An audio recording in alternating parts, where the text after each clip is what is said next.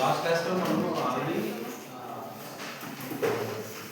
Vectors arrays గురించి discuss చేసుకున్నాం.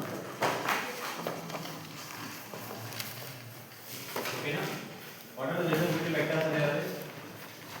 So vector అనేది విడ్త్ చెప్తుంది. విడ్త్. సో ఏ అరేస్ అనేది హైట్ చెప్తుంది, అంటే ఎన్ని ఉన్నాయని చెప్తుంది. ఇట్స్ లైక్ ఎగ్జాంపుల్ ఇస్తుంది మీకు. ఓకే, రిజిస్టర్ A30 అంటే so A can store 4 bits. 4 bits ఇలా స్టోర్ చేస్తాం. ఓకే, సో అంటే లైక్ దిస్. సో A మొత్తం కలిసి 4 బిట్స్ స్టోర్ చేస్తాం. So this is your vector. So various array అంటే ఇక్కడ లైక్ దీనికి రైట్ సైడ్ రాసినట్టు కాకుండా దీనికి ఈ పక్క రాస్తాం. ఓకేనా? రిజిస్టర్ A3 రాస్తే సో A అనే సైజ్ ఒకటే, సైజ్ ఒకటి, అట్లాంటి 3 ఉన్నాయి అన్నమాట. So A0, A1, A2, A3. Okay, so ఇలా this is width, this is your height. ఓకేనా? సో ఇలా ఇంకా ఎక్కువ లాంగ్ డేట్ కావాలనుకుంటే మళ్ళీ ఇక్కడ మనం 2:1 అని పెట్టుకోవచ్చు. సో ఇది ఆల్రెడీ మనం డిస్కస్ చేసాం వెక్టర్స్. నెక్స్ట్ అది అయిపోయాక సో పారామీటర్ అనే కాన్సెప్ట్ చెప్పాను మీకు. ఓకే, చాలా మంది లేదు కాదు. పారామీటర్ అంటే ఏదైనా ఒక వాల్యూ, ఫిక్స్డ్ వాల్యూ ప్రోగ్రామ్ మొత్తంలో వాడుకోవాలంటే లైక్ కాన్స్టెంట్ వాల్యూ వాడుకోవాలనుకుంటే సో దానికి ఒక వాల్యూ కూడా పారామీటర్ అంటారు. So like parameter ECE is equal to 7800. అంటే ECE పదం ఎక్కడ కనబడినా మీకు 78 అని కనబడుతుంది డిస్టెన్స్ లాగా. సో అట్లా పారామీటర్ రాయాలి. అంటే it's not about variable, integer or register, ఇది కాదు, పారామీటర్. అంటే ఈ వర్డ్ ఎక్కడ కనబడుతున్నా కూడా మీకు ఇప్పుడు ఫర్ ఎగ్జాంపుల్ ఎక్కడ మీకు I is equal to ECE into 2 అంటున్నారు. సో ECE ప్లేస్ లో ఏమి తీసుకోవాలంటే ఈ 72 అని తీసుకుంటారు. ప్రోగ్రామ్ మీకు ఎక్కడ కనబడినా మీరు అది తీసుకుంటూ ఉంటారు. So this is our parameter. So దీనికి 2 కేసెస్ ఉంటాయి. బ్లూ ప్రింట్ లో రాయవచ్చు, బ్లూ ప్రింట్ లో వాడుకోవచ్చు పారామీటర్, మళ్ళీ మనం ఇన్స్టెన్స్ లో వాడుకోవచ్చు. బ్లూ ప్రింట్ లో రాస్తే ప్రాబ్లం ఏంటి, సేమ్ అదే పారామీటర్ మీరు ఎన్ని కాపీస్ తీసుకున్నా కూడా అట్లే ఉండిపోతూ ఉంటుంది. ఒకవేళ మార్చాలి అనుకున్నాం ఫర్ ఎగ్జాంపుల్, నేను ఫిక్స్ చేసాను 78 అని ఫిక్స్ చేసాను, మళ్ళీ మార్చాలి ఇన్స్టెన్స్ లో అంటే మార్చలేదు. సో అప్పుడు ఏం చేయాలి అంటే మనం ఫర్ ఎగ్జాంపుల్ రాసేటప్పుడే కూడా మనము పారామీటర్ ని ముందు పక్కన లోకల్ అని రాసుకోవాలి. లోకల్ పారామీటర్ రాసుకోవాలి. లోకల్ పారామీటర్ ఇక్కడ రాస్తే this does not change here, ఇంకెక్కడ ఇన్స్టెన్స్ లో కూడా చేంజ్ చేయాలి. ఒకవేళ అలా కాకుండా జస్ట్ పారామీటర్ అని పెట్టేసి మీరు కింద కానీ మీరు డెఫ్ పారామీటర్ రాసుకున్నామంటే డెఫినిషన్ ఆఫ్ పారామీటర్ రాసుకున్నారంటే which you can change it. అంటే ఇక్కడ ఆల్రెడీ 78 ఉందనుకో, ఇంకో 70 గా మార్చుకోవచ్చు. ECE is equal to 70 అని మార్చుకోవచ్చు.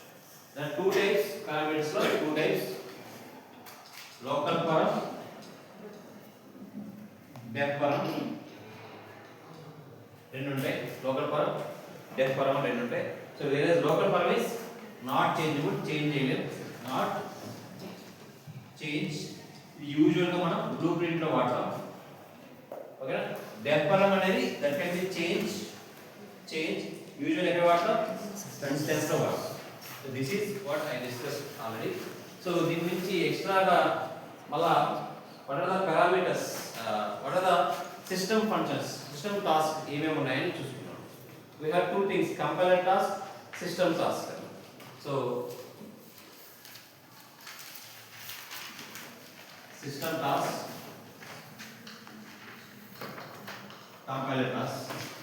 సిస్టమ్ టాస్క్ అంటే ఆల్రెడీ మీరు రాసిన ప్రోగ్రామ్ లో కొన్ని ఇన్బిల్ట్ గా మీకు మీనింగ్ ఉంటే వాటిని సిస్టమ్ టాస్క్ అంటారు. ఇన్బిల్ట్ మీనింగ్స్ అంటే వాటి మళ్ళీ మీరు సపరేట్గా ప్రోగ్రామ్ రాయాల్సిన అవసరం లేదు. ఇప్పుడు ఫర్ ఎగ్జాంపుల్ మీరు ప్రోగ్రామ్లో డిస్ప్లే అంటే చూడాలి అనుకున్నారు అనుకోండి, ఇక్కడ డిస్ప్లే చేయాలని డిస్ప్లే అని రాసుకోండి. అంటే వేరే you want to see output చూడాలి అనుకుంటారు, డిస్ప్లే చేయాలంటారు. అంటే ఒక ప్రోగ్రామ్ రన్ చేశారు, టెస్ట్ కేసెస్ అన్ని మనం ఎట్లా రాస్తాం, మనం ఆన్సర్ చూడాలి కదా, చెక్ చేసుకోవాలి కదా. టెస్ట్ కేస్ అంటే ఏంటి, వెరిఫికేషన్ టెస్ట్ ఆన్సర్ చూడాలి. మనం నోట్బుక్లో చదివిన దానికి ఆడ మనం మీరు డిజైన్ సర్క్యూట్కి ఆన్సర్ కరెక్ట్గా ఉందని చెక్ చేసుకోవాలి. అంటే you have to see that display. ఆ డిస్ప్లే అనేది ఇలా ఉంటుంది. ఇది వాడాలంటే అది ఏం చేయాలని మీరు రాయాల్సిన అవసరం లేదు, ఆల్రెడీ ఇన్బిల్ట్ ఇది వాడుకుంటే సార్. సో దీంట్లో డిస్ప్లే పెట్టి నాకు పర్సంటేజ్ బైనరీలో కావాలి నాకు అని ఇలా పెట్టేసి, సో అది ఏ వేరియబుల్ కావాలి, సమ్ సి అనే వేరియబుల్ డేటా కావాలని ఇలా పెట్టేసుకోవాలి.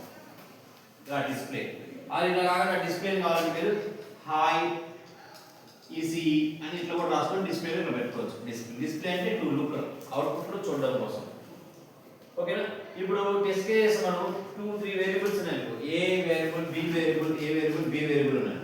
మనం ఎట్లా సమానం, ఇది 00 ఇది 01 ఇది 10 ఇది 11 4 రకాలుగా మారుస్తాం. ఇప్పుడు అట్లానే డిస్ప్లే అవుట్పుట్ చూడాలనుకుంటే 4 సార్లు రాయాలి. అలా రాయకుండా సింగిల్ ఫంక్షనే ఏలో బిలో చేంజెస్ జరిగిన వెంటనే అదే అవుట్పుట్ లో చూపిస్తారు. That function is called monitor.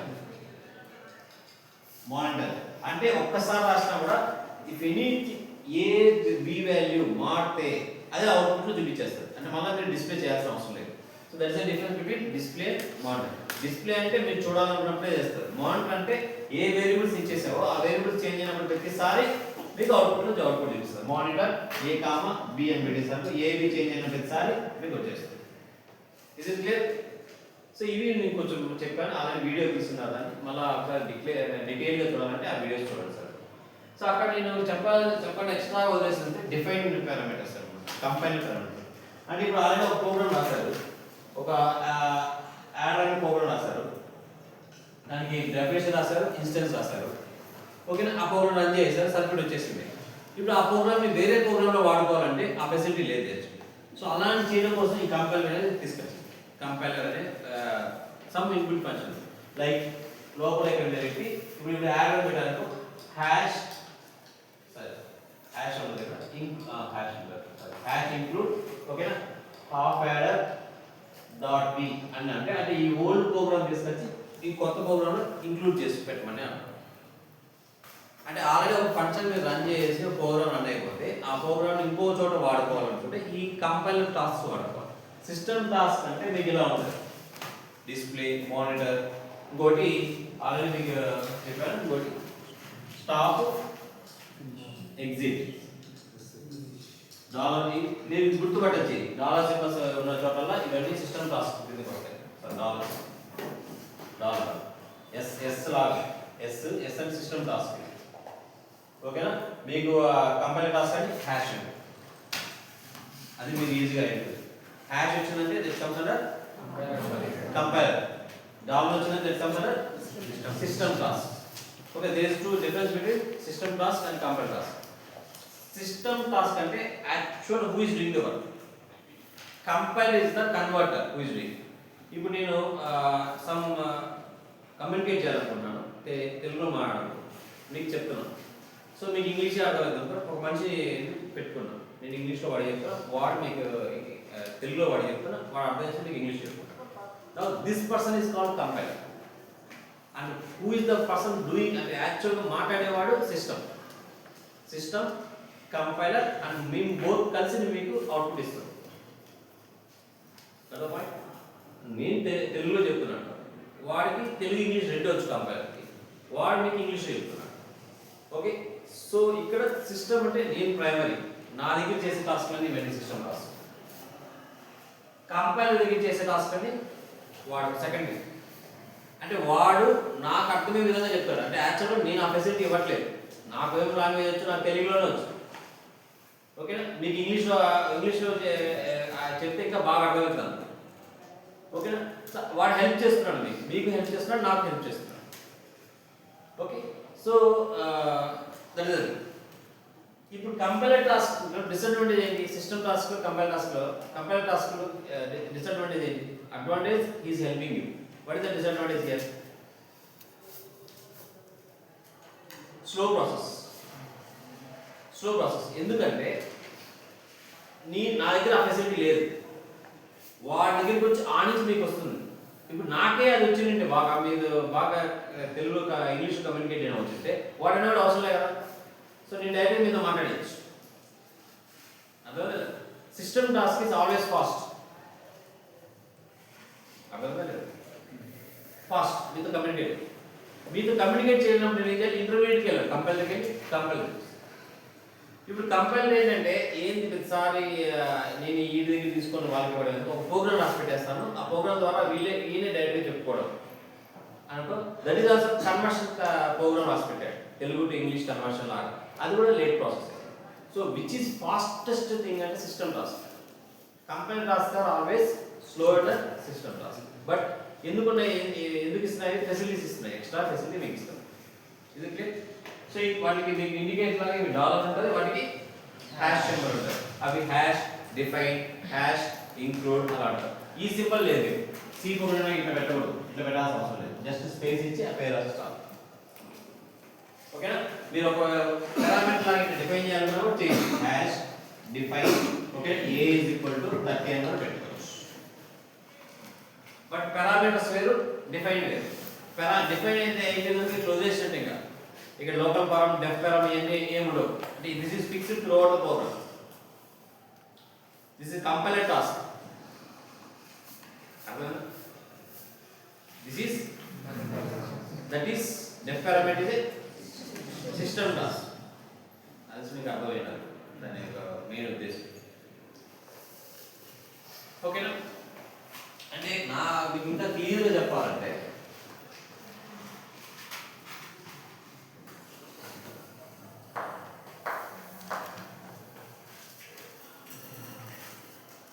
మీకు క్లియర్గా చెప్పాలంటే ఇప్పుడు ఒక ప్రోగ్రామ్ రాస్తాను. Hash define a is equal to 30 రాసి ఇక్కడ ఓకేనా. So from c is equal to a into ఓకేనా d is equal to a by 2 అని ఇలా ఇచ్చాడు. సో ఇప్పుడు ఇంగ్లీష్లో ఉంది కదా అంతా, దీన్ని ఈ ప్రోగ్రామ్ రాసి పెట్టారు, ప్రోగ్రామ్ పేజ్. దీన్ని తీసుకెళ్ళి ఈ క్యాలిక్యులేషన్ అంతా ఎవరు చేయాలి? యాక్చువల్గా సిస్టమ్ చేయాలి. అంటే మీరు రాసిన వెంటనే కన్వర్ట్ చేయాలి ఎనబాక్ సిస్టమ్ అంటే ఎనబాక్లో మైక్రో ప్రాసెసర్ చేయాలి. ఆ మైక్రో ప్రాసెసర్ అంటే ఇప్పుడు ఫర్ ఎగ్జాంపుల్ ఇది మైక్రో ప్రాసెసర్ అనుకో, ఇక్కడి నుంచి ఇప్పుడు మొత్తం పోవాలి. బట్ కంపైల్ ఏం చేస్తుందంటే కంపైల్ అంటే హూ ఇస్ కన్వర్షన్ అంటే ఇది తీసుకెళ్ళి దీనికి ఇవ్వాలి కదా. నేను చెప్పా కదా, సిస్టమ్కి ప్రోగ్రామ్కి మధ్యలో ఉన్నవాడు కంపైల్. ఈ కంపైల్ ఇక్కడికి తీసుకెళ్ళేటప్పుడే ఈ ఏ ఎక్కడెక్కడ ఉందో ఈ లైన్ తీసుకెళ్ళదు. అంటే బికాస్ ఇది ఈ లైన్ ఎవరి కోసం రాసేది?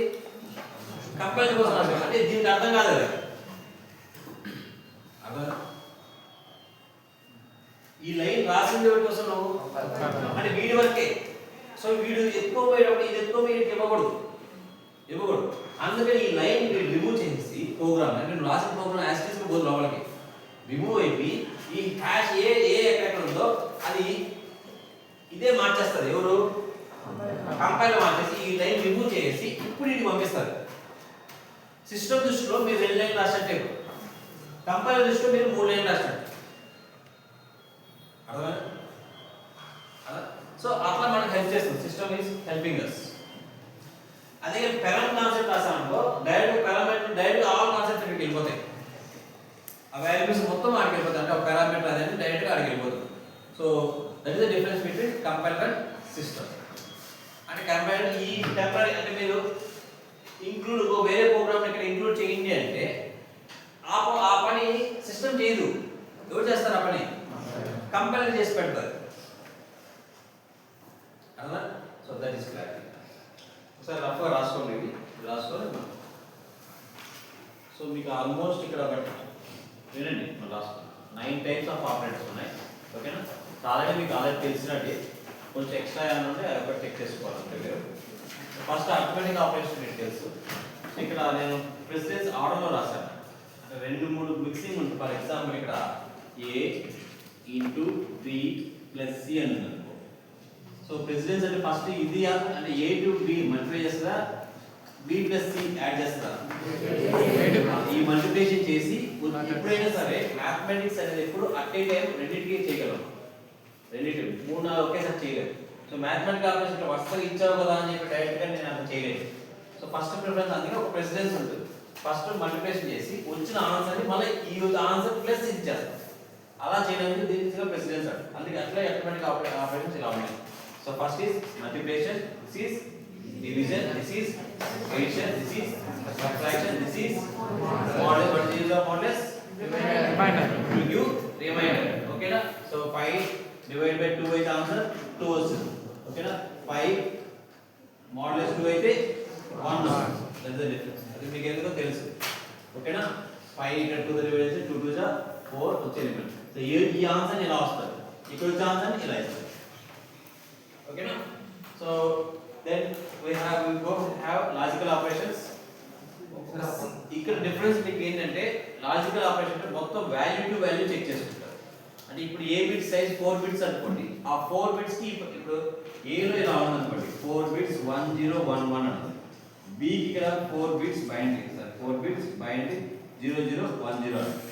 ఈ రెండింటికి అండ్ ఆపరేషన్ చేయాలనుకోండి, that is called logical operation. So bitwise అంటే ఓన్లీ ఒక్క బిట్ చేస్తారు. అంటే ఇప్పుడు ఓన్లీ ఇట్లా ఏ లో 1 నుండి బి లో 0 ఉన్నప్పుడు అప్పుడు మనం that is bit operation A into B అని. అలాగే మొత్తం వాల్యూకి అండ్ చేయాలనుకుంటే మీరు మొత్తం ఇక్కడ 4 బిట్స్ కి ఇక్కడ 4 బిట్స్ కావాలంటే ఇప్పుడు రెండు డబుల్ అని పెట్టాడు. So this is single bit bit wise operation. Here it is whole value operation. ఓకేనా? ఇక్కడ మీకు ఇక్కడ నాట్ ఉంది, దిస్ ఇస్ నాట్, ఇలా వాడాలి నాట్, ఇలా వాళ్ళు ఇవ్వలేదు. ఓకేనా? This is or, this is or. Next relation లో మీకు ఆల్రెడీ తెలుసు, this is greater than less than greater than or equal to less than equal. And equal తో రెండు వాల్యూస్ చెక్ చేయాలనుకుంటే సిమిలర్ ఇక్కడ రెండు వాల్యూస్ కంపేర్ చేయాలంటే ఇక్కడ double equal to okay not equal to. Okay, so ఇవి మనకు అవసరం ఉండకపోవచ్చు, ఇవి అవసరం లేదు. నెక్స్ట్ ఇక్కడ బిట్ వైజ్ అంటే నేను చెప్పాను సింగిల్ బిట్ చెక్ చేయడానికి, సింగిల్ బిట్ ని నెగేట్ చేయడానికి ఇది కాంప్లిమెంట్. ఇప్పుడు ఏ లో కానీ 0 అంటే దీని కాంప్లిమెంట్ అంటే నెగేషన్ ఆఫ్ ఏ అంటే సో ఏ వాల్యూ ఇప్పుడు 1 వచ్చేస్తుంది అట్లా. ఇది అండ్ ఆపరేషన్, ఇది ఆర్ ఆపరేషన్, ఇది దిస్ ఇస్ XOR, XOR ఇది XNOR. అంటే XOR కి ఒక నాట్ యాడ్ చేస్తే XNOR. ఆర్ ఇది ముందు కూడా పెట్టుకోవచ్చు కావాలంటే, ఇట్లా కూడా పెట్టుకోవచ్చు, ఇట్లా ముందుండి ఇట్లా పెట్టుకోవచ్చు. This comes under XNOR, this is XOR. Okay, next shift operations. ఏదైనా వాల్యూని షిఫ్ట్ చేయాలనుకుంటే shift by this is shift right. ఇది ఇట్లా ఇట్లా ఉంది కదా, ఇట్లా ఇట్లా పోవాలి, ఇట్లా డైరెక్షన్ అంటే ఇట్లా పోతుంది అన్నమాట. This is షిఫట్ right. అంటే ఇప్పుడు ఏ లో ఫర్ ఎగ్జాంపుల్ 4 బిట్స్ బైనరీ 1001 అనుకోండి. నేను దీన్ని కొంచెం ఈ 1001 కొంచెం మూవ్ చేయాలనుకుంటే 1 బిట్ మూవ్ చేయాలనుకుంటే ఏ షిఫ్ట్ రైట్ బై 1 అని రాసుకోవచ్చు. ఏ షిఫ్ట్ రైట్ బై 1 అప్పుడు ఏమొస్తుంది, ఇప్పుడు వాల్యూ ఏ వాల్యూ ఉంటుంది. సో ఇది రైట్ సైడ్ మూవ్ అయితే ఈ 1 ఇట్లా వెళ్ళిపోయింది, వెళ్ళిపోతే ఇక్కడ 0 వచ్చేస్తుంది. ఓకే, అప్పుడు ఏమవుతుంది 4 బిట్స్ బైనరీ 0 1 00.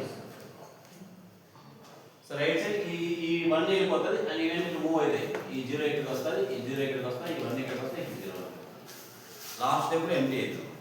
రొటేట్ షిఫ్ట్ అయితే మనం మొత్తం కలిసి ఇట్లా ఈ ఎలిపి మీద కాస్త మనం చేతిలో కూర్చుంటుంది, that is rotate right. But అది లేదు అంటే ఇక్కడ ఉన్న దాంట్లో రైట్ అంటే ఇది అవుతుంది, ఇది లెఫ్ట్. ఓకే, సో ఈ రెండు ఆప్షన్ లేదు, ఇది ఎక్కువ ఉపయోగపడుతుంది. ఇప్పుడు for example A bit size 2 bits అనుకోండి. For example 2 bit 0 binding 01, B bit size 2 bits ఏది 02 01 అని. మనం 4 బిట్స్ కే ఇవ్వాలనుకోండి, ఒక సి కి 4 బిట్స్ ఇవ్వాలనుకోండి, సి బిట్ కి 4 బిట్స్ ఇది కలిపి ఇవ్వాలనుకోండి, కలిపి ఇవ్వాలంటే ఇట్లా యాడ్ చేసుకుంటాం, ఇట్లా ఏ కామా బి అని యాడ్ చేసుకోవచ్చు. సో అప్పుడు ఏమవుతుంది, ఇక్కడ ఏ వచ్చి ఏమొస్తుంది 4 బిట్స్ బైనరీ 01 01. సో ఆల్రెడీ ఉన్న బైనరీ డేటాని ఇంకో బైనరీ డేటా రెండింటికి కలపాలి అని వాడుకుంటే దిస్ ఇస్ కాల్డ్ కన్కాటినేషన్. ఇది మీరు కొత్తగా చూస్తారు, అక్కడ ఉన్నది సి ప్రోగ్రామ్ లో ఉంటుంది, ఇక్కడ ఎక్స్ట్రా వస్తుంది, మీరు దాన్ని సే కన్కాటినేషన్ లైక్ యాడింగ్. యాడింగ్ అంటే ఈ రెండు యాడ్ అవ్వవు, జస్ట్ వచ్చి కూర్చుంటే గ్రూపింగ్ టుగెదర్ అనుకోవచ్చు. మీరు ఈజీగా ఉండాలంటే గ్రూప్ అవడాన్ని గ్రూపింగ్ టుగెదర్ అనుకోవచ్చు. This is extra. దానికి మీరు ఫ్లవర్ బ్రాకెట్స్ వాడాలి, ఒక ఫ్లవర్ బ్రాకెట్స్ క్లోజ్ ఇక్కడ close. Is it clear? So ఇది ఇంపార్టెంట్ ఎస్ఏ క్వశ్చన్ ఈ చాప్టర్ లో. After the operators used in డ్రిల్లా కానీ. సో ఇవన్నీ రాసి ఈ రాయడం కానీ ఒక ఎగ్జాంపుల్ రాయండి. ఇలా రాసాను అనుకోండి, ఓకే, ఒక వాల్యూ తీసుకోండి, ఏలో 01 వాల్యూ, ఆ 2 వాల్యూ తీసుకోండి, బిలో ఇట్లా తీసుకోండి, ఏలో 2 తీసుకోండి, బిలో 3 తీసుకోండి. ఇప్పుడు ఏ ఇంటూ బి అయితే ఆన్సర్ వస్తుంది రాయండి, 6 వస్తుంది. ఇట్లా ఎగ్జాంపుల్ చేసి చూపించండి, అప్పుడే మీకు మార్క్స్ వస్తాయి, ఫుల్ మార్క్స్. జస్ట్ అవన్నీ రాసుకుంటే మార్క్స్ రావు. Okay, right. అలాగే నోట్స్ రాస్తాను ఆపరేటర్